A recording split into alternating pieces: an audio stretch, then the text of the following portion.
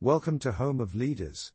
Sorry for interrupting. Before we continue, if you're new to our channel, please subscribe and turn on the notification bell for more updates. Thank you. Fox News host and former Republican Congressman Trey Gowdy warned former President Donald Trump that he should show humility because he could lose his presidential immunity case at the Supreme Court.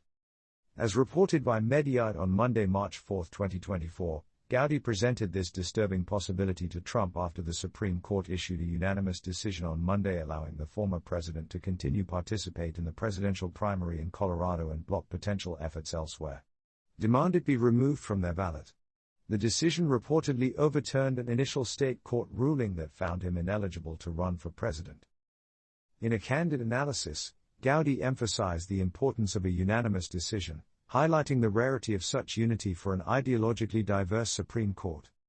He said, "I am delighted that the final result was unanimous.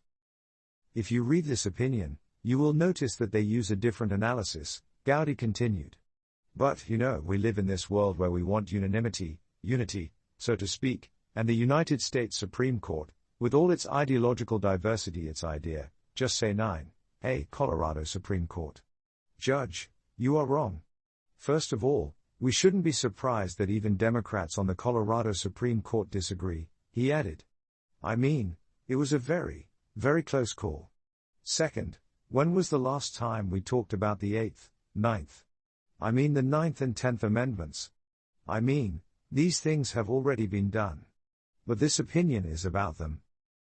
Responding to Dana Perino's question about the political implications of the ruling, Gowdy confirmed its positive implications for Trump. He credited the president for being able to view this as a victory for America and a step toward removing his license plates.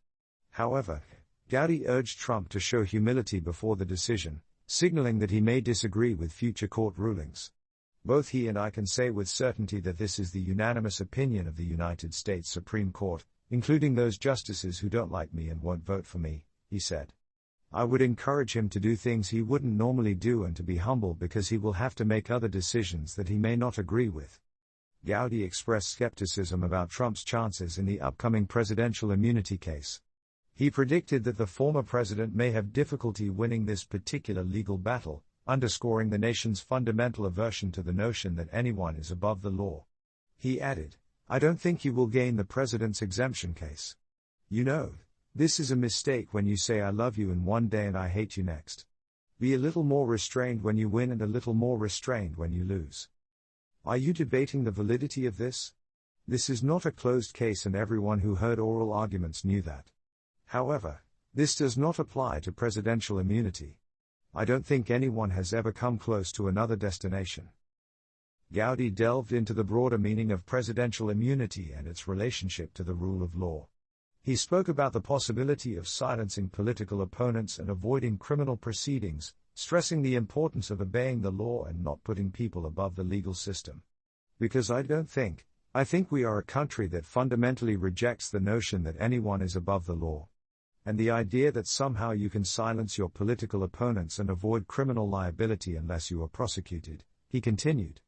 "I don't know, one of the president's lawyers was on my show last night.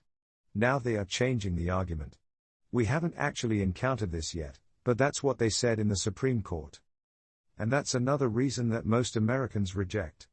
We are a nation of laws, not a nation of men and women. And we consider it sacrosanct.